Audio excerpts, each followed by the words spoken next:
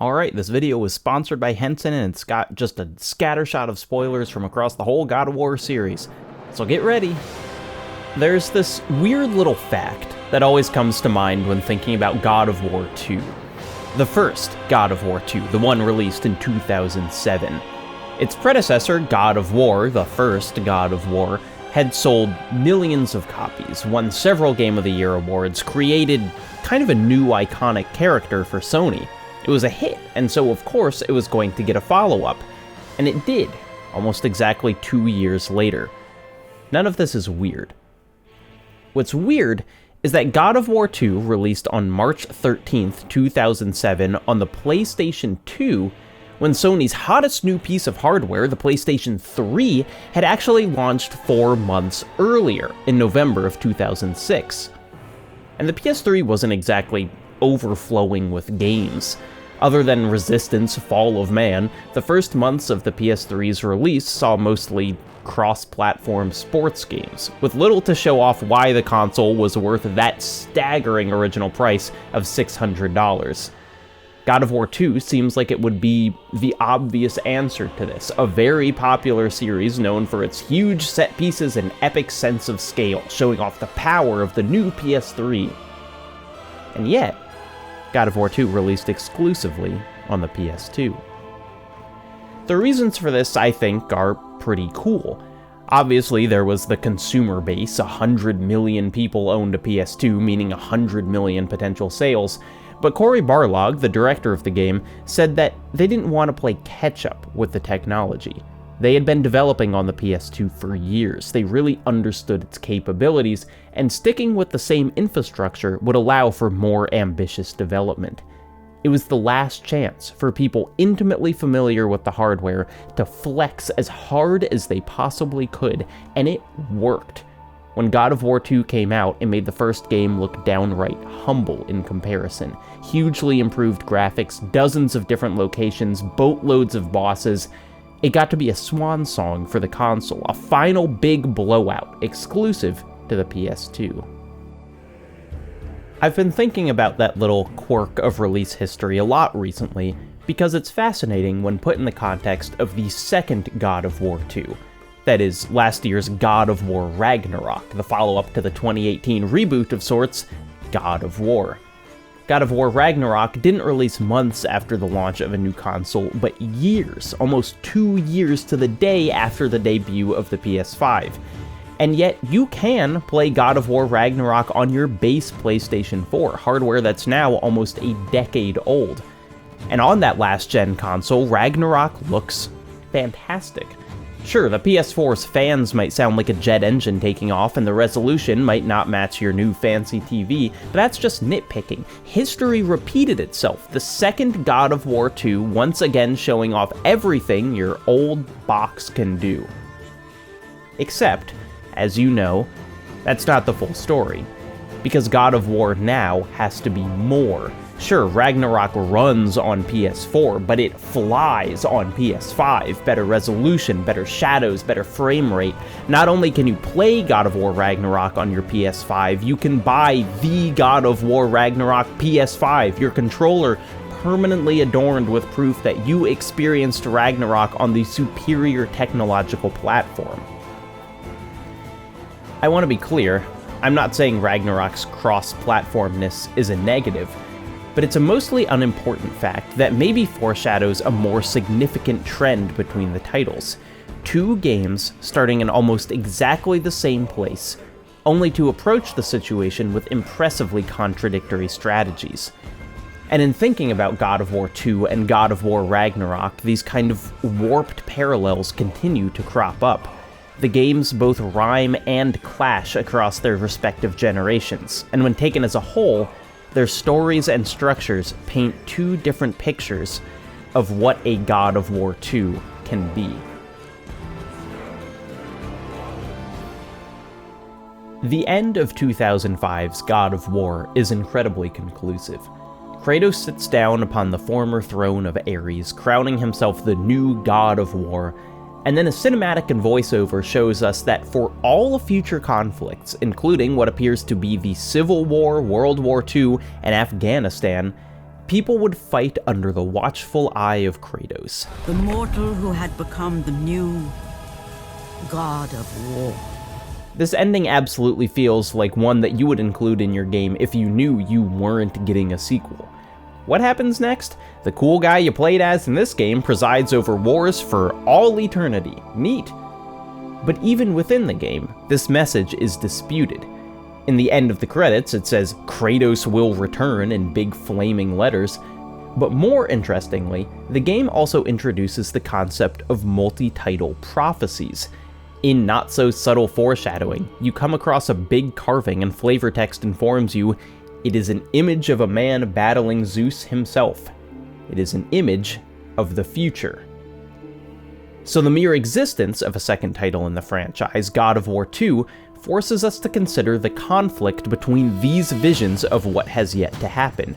One path sees Kratos content as the God of War up until modern times, sitting on his throne and overseeing, I don't know, Vietnam or something. The other path sees Kratos, restless with his title, take on the King of the Gods and the rest of Olympus. Fittingly, the main theme of God of War 2 is grappling with fate. Are we bound to the events laid out in front of us? Or is there another way? This question is raised pretty early, after genuinely one of the best opening levels of all time, a battle against the Colossus of Rhodes. Kratos meets with Zeus and is summarily impaled. But this isn't the end. Instead, Kratos claws his way out of death and spends the rest of the game searching for the Sisters of Fate, the only beings capable of challenging time itself. At the end of 2018's God of War, just before the conclusion of Kratos and his son Atreus' journey, they run across a wall engraved with a prophecy that shows nearly the entire narrative of that game. The inciting incidents, the important locations, the boss fights. As Atreus runs forward, we stay behind and spot an additional part of the engraving, an event that hasn't happened yet, an image of Kratos dying in his son's arms. It's this knowledge that looms over the game's follow-up, God of War Ragnarok. In Ragnarok, both Kratos and Atreus spend much of their journey through the realms struggling to understand what to do with this vision of the future. As they're forced to complete prophecy after prophecy, seemingly confirming each event that was foretold, a familiar theme rears its head. What does it mean to grapple with fate? Are we bound to the events laid out in front of us? Or is there another way? But from parallel starting points, the games immediately diverge, mechanically, narratively, stylistically. These are both massive titles, and there's no way I can cover every part of either one of them, so let's just start with the camera. The most visually obvious aspect of the game's contrasting approaches is how the action is shot. Much has been made about the new God of War's cinematography. Gameplay coverage has been brought down into a tight, over-the-shoulder style, and every piece of the game is theoretically captured in a oneer, the camera never cutting, whether in combat or conversation. It's a real choice, one more distinctive than most games make with their camera, and its influence seeps into many different aspects of Ragnarok. But returning to God of War 2, I was reminded that the old God of War camera is almost as distinctive, making just as much a choice as the new titles. It drove home that no aesthetic decision comes without compromises. In God of War 2, the camera is incredibly dynamic. It can get close to Kratos in tight indoor situations, but also frequently zooms way out, emphasizing how tiny we are within the environment. Some hours into the game, you're tasked with moving the Steeds of Time, horses so massive they can move islands.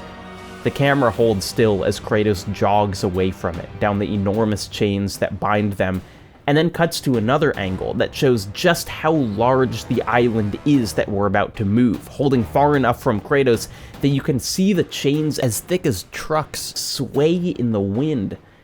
The steeds have very little importance in the actual plot of the game, but they've hung around in my brain for years because of how much grandeur the camera lends them. Because the camera isn't bound to Kratos' shoulder, it can also frame scenes separately from the perspective of the characters.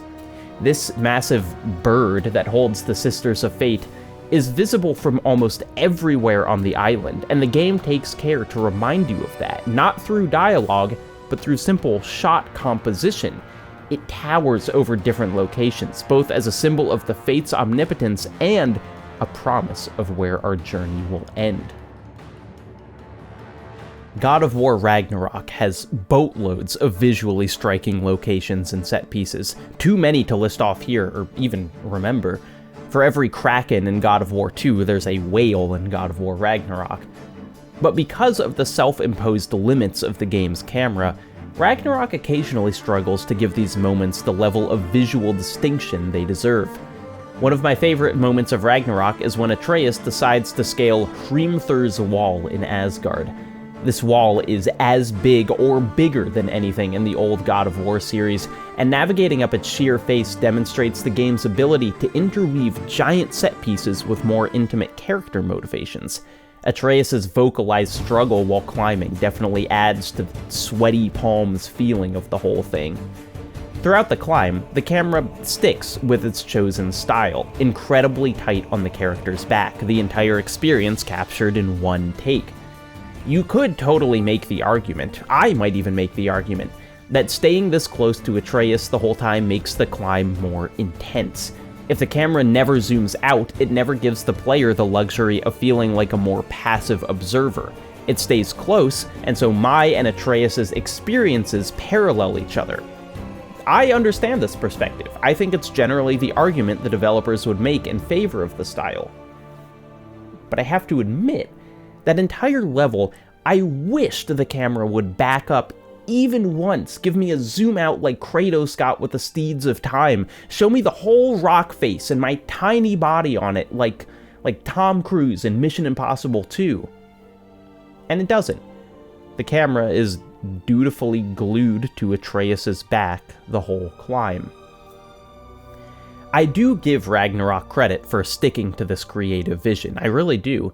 But in an experience as long and otherwise varied as that game, I think this decision has the unintended consequence of flattening everything out, making one scene feel more like another than they should. Climbing a rock face, ringing a bell, fighting a dragon, opening a gate. All of these have the same level of visual intimacy, despite having drastically different levels of meaningfulness. Man, I mean, I'm going off script here, but I get so sad rewatching old God of War clips because they were really doing incredible stuff with the camera here. That clip from the Poseidon fight where Kratos jumps off Gaia's fist just lives in my head rent-free. Same with the Colossus of Rhodes fight, or my god, the Kronos bit. Even God of War Ascension, which is not a very good game, had the Hecatoncheires at the beginning, which was almost unplayable, but is still one of the most visually striking things on that console. Sorry. Anyway. Ragnarok's camera is instead best suited to smaller movements and personal conversations. During the game's many dialogue scenes, the unbroken takes make cutscenes feel less an imitation of film and more an homage to theater, a connection Kratos actually acknowledges in some incidental dialogue. It is Greek tradition for a story to unfold in a single time and place uninterrupted. It is more clear. These chats, held quietly around dinner tables rather than while fighting giant monsters, are where the story of Ragnarok really takes place, and where the choice of filming style shines. The game's most memorable moments, therefore, end up being small as well. A single hand movement, a terse negotiation. This is also where we see genuine creativity from the cinematography. During a cutscene, the camera might drift from Kratos' bedroom to Atreus eavesdropping outside, a level of inventiveness the perspective never demonstrates during gameplay. God of War 2's camera, in contrast, never really has to cover an intimate moment. The majority of that game's dialogue is shouted, screamed, or bellowed. Does that game's cinematography benefit from a less emotionally ambitious story? Of course. But I can't help finding Ragnarok more frustrating in this regard. Close-ups and long takes are a powerful visual tool, but they're only one tool, and I would love to see what new God of War could accomplish if it gave itself just a little more flexibility. At my most cynical, I see new God of War's camera as part of the Sony AAA effort, that this very particular vision of third-person gameplay is what PlayStation has programmed us all to see as prestige. Was it choice that led Santa Monica Studios to this perspective? Or are they simply following the path laid out before them? On the other side of the coin, we can look at the game's treatment of their respective mythologies. God of War 2 is following the path, it's playing the hits. I think the goal here was to focus on how Kratos disrupts the pantheon of the gods, which means that the gods themselves are exactly how you would expect them. Zeus is at his most Zeusy, Athena is a somewhat boring voice of wisdom, Kronos the Titan is a big-ass guy, Gaia the Titan is a big-ass lady. And honestly, I think they nail it. The joy of that first series is watching Kratos, an outsider, come into a mythos we're familiar with and absolutely wreck house. With Zeus feeling so much like the Zeus we're culturally familiar with, declaring vengeance against him carries an appropriate weight. Like, that guy? The guy from Hercules? We're gonna kill him? But because of its adherence to the culturally understood versions of big characters, God of War 2 clearly has the most fun with its weird little one-scene gremlin dudes. Perseus in God of War 2 is this little invisible pest that taunts you and scampers around until you throw him through a wall. Theseus is a pompous stable hand that won't let you through a door until you, convince him to. One of my favorite bits of the game is stumbling upon the skeletal and absolutely deranged Icarus. His delivery, "Have you not heard of Icarus?" is something I always look forward to, and the knockdown drag-out fight while falling down an endless pit is just the cherry on top. The game's narrative is so linear that it allows for almost a Monster of the Week format. On his way to the Sisters of Fate, Kratos meets someone else who also wants to change their fate, inevitably fights them, wins, and then continues onward, never to think of them again. Establishing this format also lets the game pull off its one real narrative twist. Just before meeting the Fates, you encounter one more of these weird little guys in this incredible-looking silhouetted battle. Another one of these, Kratos thinks, smashing him through the window only to discover, oh no, it's one of my Spartan brethren.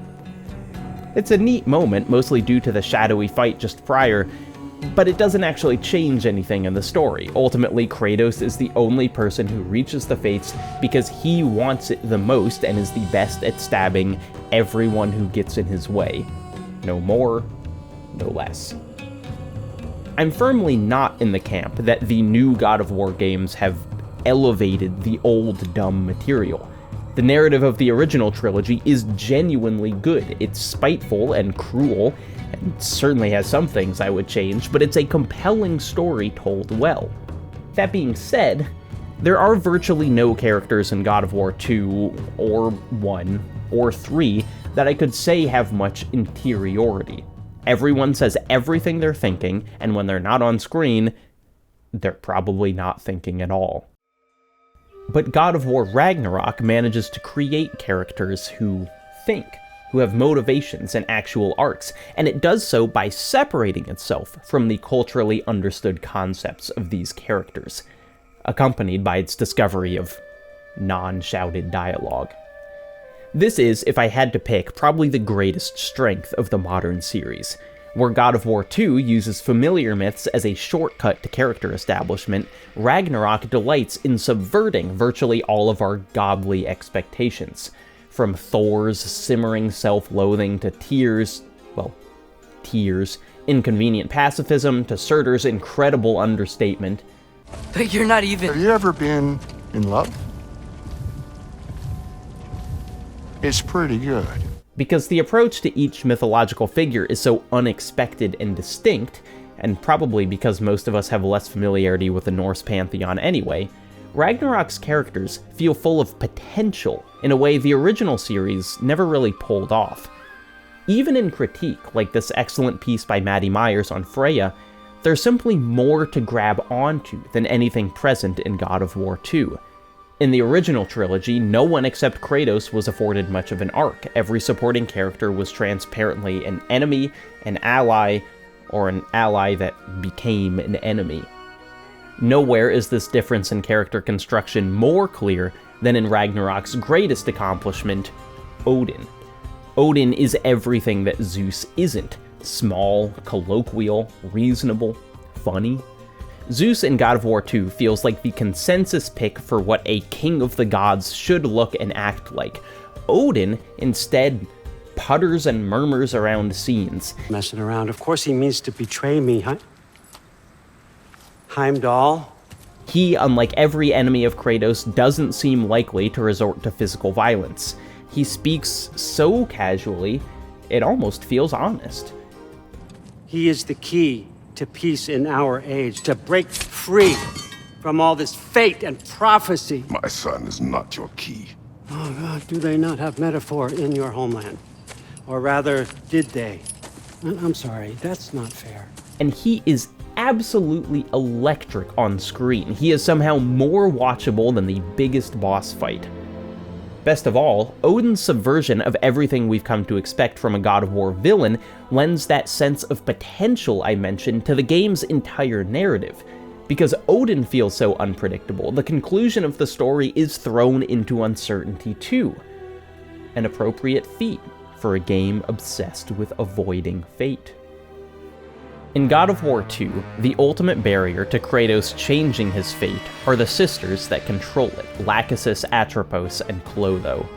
Nearly the entirety of the game has focused on reaching these sisters, and appropriately, they offer its most exciting fight. What starts as just an excellent arena battle against one of the sisters takes a turn into the wonderfully self-referential as one of the others grabs you and pulls you back in time to the final boss of God of War 1. Atropos threatens to destroy the weapon that Kratos used to kill Ares in the previous game, meaning that you have to fight to preserve your original fate in the first game while simultaneously fighting to change your fate in the second game. Like any story with time travel, I'm not sure the logic fully holds up to inspection here, but that's not important. The momentum of the story in this original trilogy is maintained by Kratos being an unstoppable force, and even fate itself proves not to be immovable in comparison. He saves himself in the past, deals with the sisters, saves himself in the past again, and throws down with Zeus. It is an immensely fun and satisfying final stretch, only somewhat undercut because of the cliffhanger it ends on. After everything, God of War 2 gives us its position on fate as violently straightforward as the rest of the story. Nothing is set in stone, as long as you're literally the strongest, maddest dude that has ever existed. Zeus attempts to kill Kratos at the beginning of the story because Kratos is too strong and mad to be kept safely on Olympus, but Zeus underestimates just how strong and mad Kratos is, and that's eventually why Zeus fails. Fate is just another boss fight in God of War 2, and fortunately, boss fights are something God of War 2 does exceptionally well. Ragnarok also has a take on fate, of course, and the difference between the two games' approaches again illustrate the core shift in philosophy between them. Ragnarok's text about the concept of predestination is even more meta than Kratos returning to the final boss of the previous game. After much trial and tribulation, Kratos makes it to the lair of the Norns, the Norse equivalent of the Sisters of Fate. In a great cutscene that again plays more like theater than film, the Norns basically read Kratos the script of the game while simultaneously poking fun at it. He still slays gods, but now he's sad about it? And this iteration of Kratos, to his credit, doesn't attempt to kill them. The Norns are implied to only see the future, not create it, but that definitely wouldn't have stopped old Kratos from taking an axe to them for being so annoying. What the Norns present Kratos with is more frustrating to him, because it's less immediately actionable. The Norns tell him that their quest to find the script is in vain. You come to us, piteous archetypes, seeking freedom from your scripts, as if knowing your lines would grant you the power to rewrite them. They say, in fact, there is no script, only the choices they make. This is the contradiction that Ragnarok delights in. There is no script, but the characters are archetypes bound to the fate that their role in the story demands. This is the role Kratos played in God of War 2, thrashing the game to its conclusion in the only way his archetype allowed. In Ragnarok, the thrashing is what the script expects from Kratos, and thus that violence would bind him to his destiny. His previous strategy for averting fate would now confirm it. And so, Kratos must change his archetype. He never says this out loud, but we see it through his actions. His refusal to kill Thor, his eventual trust in Atreus, his realization that what he and others owe their children is justice, not vengeance. There is still a hell of a lot of fighting, but Kratos ultimately avoids being the dead god in that carving because he becomes a different man than the one in that carving. To drive home the point even further, Ragnarok presents in Odin the version of Kratos that refuses to deviate from his original strategy. Odin's true goal is to assemble this mask that will let him see into a crack in reality, let him see everything, know everything. It is precisely the same type of impossible cure-all as killing the Fates, and Odin approaches it with the same single-minded determination as Kratos once did. He sacrifices family and friends for the mask. Odin, at the end, has no interest in escaping his archetype, and inevitably, fate closes in around him.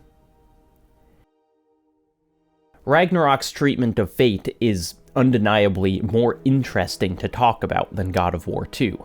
Like everything else in its story, Ragnarok simply has thousands more words devoted to fate than 2, and it's able to give the topic more perspective and nuance. Kratos even delightfully references his prior encounter with the Fates explicitly in Ragnarok, an indication that the irony of the repeating situation isn't lost on him. The Sisters of Fate abused their power. When I challenged them, they threatened to undo my existence. So I killed them and turned their power on Zeus. That's the most dangerous and irresponsible thing I've ever heard. However, I'm not quite as sold on how it plays out mechanically. What hasn't changed between a decade and a half of God of Wars is that they're still hugely combat-focused games, and Kratos is as much, if not more, of an unstoppable force in Ragnarok. Don't get me wrong, unloading every single runic attack in a row on some unsuspecting schmuck is incredibly satisfying, but in God of War 2, that propulsive violence swept you through your entire playthrough, Kratos screaming about what he was going to do in cutscenes and then doing it in gameplay. Ragnarok's loftier ambitions mean that this connection just doesn't feel as tight. The Kratos I control is a cyclone of blades and death, and the Kratos in the cutscenes is a man struggling to do justice after a lifetime of enacting cruelty. Even the game's immersive wonder can't mend the separation between the character I control and the one I watch. I'm not interested in doing some half-hearted jump into ludonarrative dissonance here. I don't even really think Ragnarok suffers much because of it. There are countless other changes between the games that affect their experiential vibes. Most obvious is the complete non-linearity of Ragnarok when compared to 2, its open world potentially putting hours of gameplay between every major story event. Its dive into RPG mechanics has deepened to individual stat-adjusting gemstones and skill trees for multiple party members. Ragnarok has so much going on that there will be people furious that I didn't discuss dozens of other scenes in the game, scenes I think are remarkable. I'm sorry I didn't talk about Brock, I'm sorry. But I keep coming back to the fact that there is some alchemy going on in God of War 2 that makes the game just unbelievably satisfying on every playthrough, a game that knows itself and executes on its goals to the highest level. God of War 2, the game that stuck to an old console because it knew what hardware fit the game's vision. And Ragnarok is so much more in every direction that it's magnified the difficulty of what it's attempting to pull off. a game releasing on 2.5 consoles, a direct sequel to one game and an indirect follow-up to 6 more, a 20-hour story, a 60-hour open-world experience, an arc for every character, a conclusion to the duology, a starting point for the next franchise, and more, and more, and more. God of War Ragnarok is attempting to be all things for all audiences, and it's kind of incredible that it basically succeeds, tackling far more challenges than God of War 2, overcoming almost all of them. But it maybe succeeds with a little less of that alchemy. The effort is a little more visible. God of War 2 is one of my favorite games. It's been that way for a good half of my life. Where Ragnarok lands, where it falls in that equation, won't be based on an objective assessment of each title, but defined by the same philosophical question that drives their respective narratives. What determines fate? Is it clarity of vision? Is it absolutely knowing oneself and one's purpose purely, cleanly, excellently? Or is it the inverse?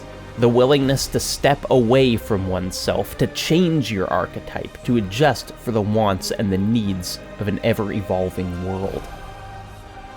The one thing they can't help but agree on is that the future is an ever-changing thing.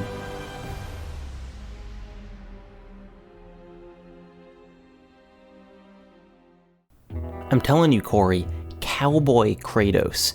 He can have a lasso and boots, and instead of a beard, he's got a big ol' Oh, hello. This video was sponsored by Henson Shaving. Specifically, their beautiful razors. Can I tell you a cool thing about a sponsorship from Henson? If I succeed at selling you this thing, and that's what I'm trying to do, I'm trying to sell it, you're good forever. There's no recurring subscription, no month-over-month cost, no need to get a second one. You buy this piece of metal, and that's it for basically the rest of your life. Henson sells safety razors, ones like this one that I use all the time. For those unfamiliar, these are old-style razors that use old-style blades, the ones that cost a couple cents each. The difference between Henson and what your grandpa might have shaved with is the construction of the razor handle itself. On this razor, the blade extends just imperceptibly over the edge of the handle, which means all the guesswork of which angle you have to hold it at, and thus any danger of razor burn, is completely eliminated. There is far more shaving nerdery than I have time to talk about here, but the point is that this shaves better, cheaper, and longer than any kind of cartridge razor you might currently be using. And not just faces, this is not exclusively a product for people who have beards. Also, because you've been witness to this thing, I'm gonna give you a code to use with Henson. Follow the link in the description, add the razor and a box of 100 blades to your cart, and then at checkout use code JACOB, and you'll get that box of blades for free. I bought a box of 100 blades in like 2017, and I am still working through them. Buy the last razor you'll ever need by following that link in the description and using the code JACOB. Yeehaw.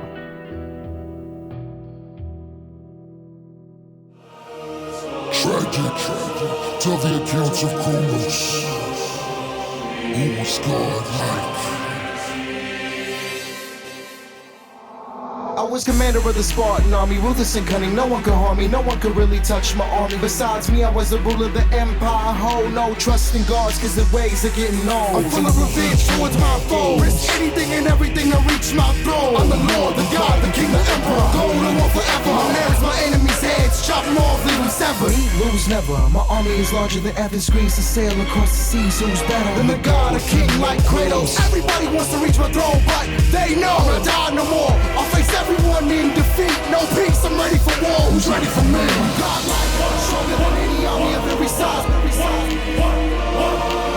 lead the outcome of war every time. And defeat, you'll never fight. A leader like me, God of war, only redefined. Constant nightmares in my family family being slaughtered, but Ares was to blame for my family slaughter. I miss my daughter, oh how I miss my daughter. I'm haunted by my losses that the war did offer. My enemies saw me because they're jealous of my throne now. I hold the blades of Athena, the arena's my home now. They want a showdown, I'll show them who is godlike. Bring the war to the world now. Godlike, some gods dislike. My tactics of war are beyond their sight. They wanna control me, they wanna condone me, they wanna disown me, but in my kingdom they can never uphold me. I'm forever so lonely, but my kingdom is surely but slowly rising. They can never destroy me.